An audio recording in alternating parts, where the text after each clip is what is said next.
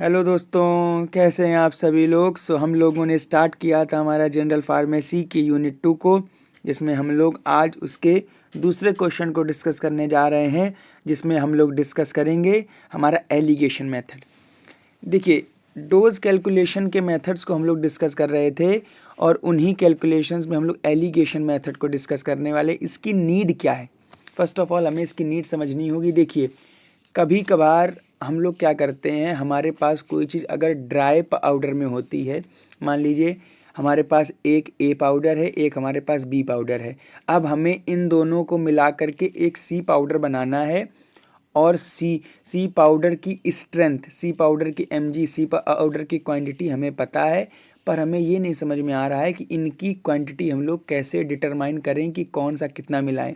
इसको 1 चम्मच मिलाएं, इसको 2 चम्मच मिलाएं, या इसको 1 mg मिलाएं, इसको 2 mg मिलाएं, कैसे करेंगे। तो इसके लिए हम लोग एलिगेशन मेथड का यूज़ करते हैं। इसमें हमें क्या करना होता है, फॉर एग्ज़ाम्पल आपके पास दो चीज़ें हैं, एक का कंसंट्रेशन हाई है, एक का कंसंट्रेशन लो है। ठीक है, अब आपको हाई कंसंट्रेशन वाली चीज़ कितनी लेनी है, इसको आपको रखना है। एक सेकेंड,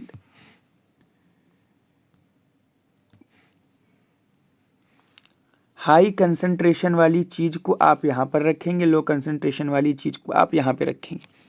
आप यहाँ पर अपना रिक्वायर्ड परसेंटेज मेंशन करेंगे और आप किसी एक चीज़ का कंसंट्रेशन यहाँ पर मेंशन करेंगे, तो आपको इसका कंसंट्रेशन पता चल जाएगा कि आपको लो कंसंट्रेशन वाली चीज़ कितनी चाहिए। ठीक है, ये हमारा एलिगेशन मेथड होता है। आगे चलते हैं प्रूफ स्पिरिट।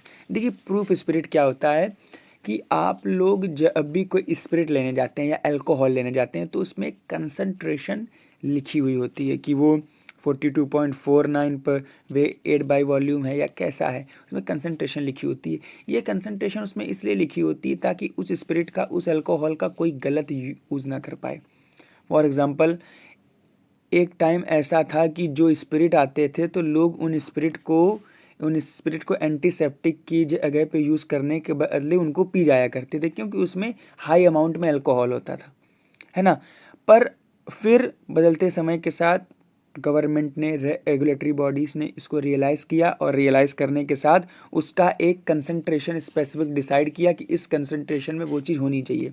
अब वो कंसंट्रेशन हमारे इंडिया में अलग है, वो कंसंट्रेशन हमारा फॉरेन में, यूनाइटेड स्टेट्स में, ब्रिटिश में अलग है। ठीक है, तो वो कंसंट्रेशन क्या है, वो कितना प्रूफ उन पे लिखा हुआ है उस स्पिरिट पे, वही हमारा प्रूफ स्पिरिट होता है। आप लोग देख सकते हैं यूएस सिस्टम में वो हमारा प्रूफ स्पिरिट है, वो हमारा 50% अल्कोहल बाय वॉल्यूम है। पूरे वॉल्यूम का 50% हमारा जो होगा अल्कोहल होगा। ब्रिटिश में पूरे वॉल्यूम का जो 57.1% होगा वो हमारा अल्कोहल होगा।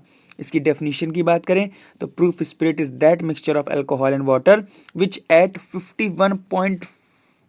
51 degree Fahrenheit weighs 12/13 of an equal volume of water.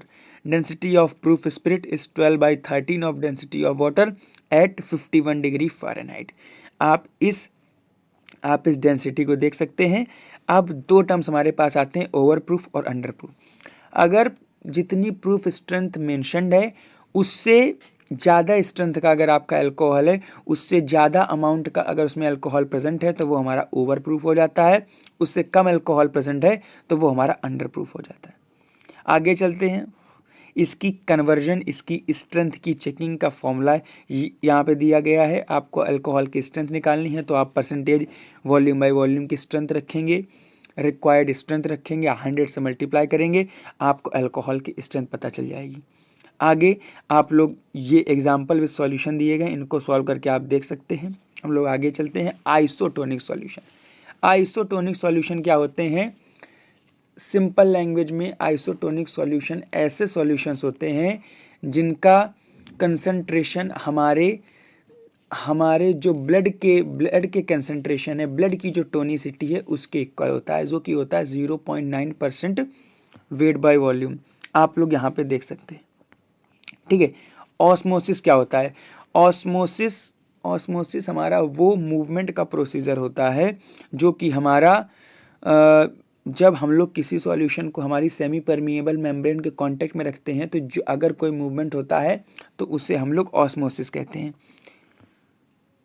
आगे चलते हैं, हम लोग हाइपोटोनिक और हाइपरटोनिक क्या होता है। अगर हमारा osmotic pressure of the solution हमारा ग्रेटर है 0.9% वेट बाय वॉल्यूम NaCl के तो उसे हम लोग हाइपोटोनिक कहेंगे, और कम है तो उसे हम लोग हाइपरटोनिक कहेंगे। ठीक है, अब आइसोटोनिक सॉल्यूशन की नीड क्या होती है। देखिए, हमारे जो बॉडी का जो हमारे कंसंट्रेशन है या बॉडी में जो रिक्वायर्ड हमारी टोनिसिटी है वो है हमारी 0.9% वेट बाय वॉल्यूम NaCl के बराबर। अगर इससे ज़्यादा टोनिसिटी का कोई सॉल्यूशन या कोई ड्रग इंजेक्ट की जाती है हमारी बॉडी में तो वो हमारी बॉडी की फिजियोलॉजिकल स्टेट को डिस्टर्ब कर सकती है। कम की जाती है तो भी हमारी बॉडी की स्टेट को डिस्टर्ब कर सकती है। इसलिए हमारी आइसोटोनिसिटी को बरकरार रखना बहुत ज़रूरी है। आप लोग एग्जांपल देख सकते हैं, रेड ब्लड सेल का इसमें हम लोगों ने एग्जांपल लिया है। ठीक है, अगर हमारा सॉल्यूशन आइसोटोनिक है तो कोई चेंजमेंट नहीं आता है रेड ब्लड सेल में। अगर हमारा सॉल्यूशन हाइपोटोनिक है तो हमारी सेल जो होती है वो स्वेल हो जाती है, ऐसा ही होता है। अगर सॉल्यूशन हमारा हाइपरटोनिक है तो हमारी सेल जो होती है वो श्रिंक हो जाती है। तो ऐसे ही अगर आप लोग हाइपोटोनिक या हाइपरटोनिक सॉल्यूशन हमारा इंजेक्ट कर देंगे बॉडी में तो हमारी सेल या तो सेल कर सकती है या तो हमारी श्रिंक हो सकती है। इसलिए आइसोटोनिसिटी मेंटेन करना बहुत इंपॉर्टेंट है। अब इसकी नीड क्या है आप लोग देख सकते हैं, बहुत इंपॉर्टेंट क्वेश्चन है, आता है सॉल्यूशन फॉर इंट्रावेनस इंजेक्शन। जो इतने भी हमारे इंजेक्शंस हैं उनकी टोनिसिटी मेंटेन करना बहुत ज़रूरी है, क्योंकि वो इंजेक्शन डायरेक्ट हमारी वेंस के थ्रू हमारे सिस्टमिक सर्कुलेशन में जाते हैं और डायरेक्टली हमारी ब्लड वेसल और डायरेक्टली हमारी ब्लड सेल्स के कॉम्बिनेशन में होते हैं। तो वहाँ पर जा कर के ये कोई प्रॉब्लम ना क्रिएट करें, इसलिए हमारा इसकी आइसोटोनिसिटी को मेंटेन करना बहुत ज़रूरी होता है। Intravenous injection, subcutaneous injection, intramuscular injection, intracutaneous injection, intrathecal injection, nasal drop and ophthalmic use के लिए टोनिसिटी एडजस्ट करने के हमारे पास दो मेथड होते हैं, फ्रीजिंग पॉइंट मेथड और molecular weight method. Freezing point method में हम लोग क्या करते हैं कि tonicity can be eased if the freezing point of the drug and the inert salt is known for various strength of their solution. हम लोग क्या करते हैं, हम लोग टोनिसिटी इसकी ऐसे एडजस्ट करते हैं कि जो भी हमारा फ्रीजिंग पॉइंट ऑफ 0.9% NaCl है वो फ्रीजिंग पॉइंट हमारे सॉल्यूशन में अटेन हो सके। इसका प्रोसीजर दिया गया है, आप लोग देख सकते हैं। Freezing point of the tear secretion is equal to the freezing point of the drug.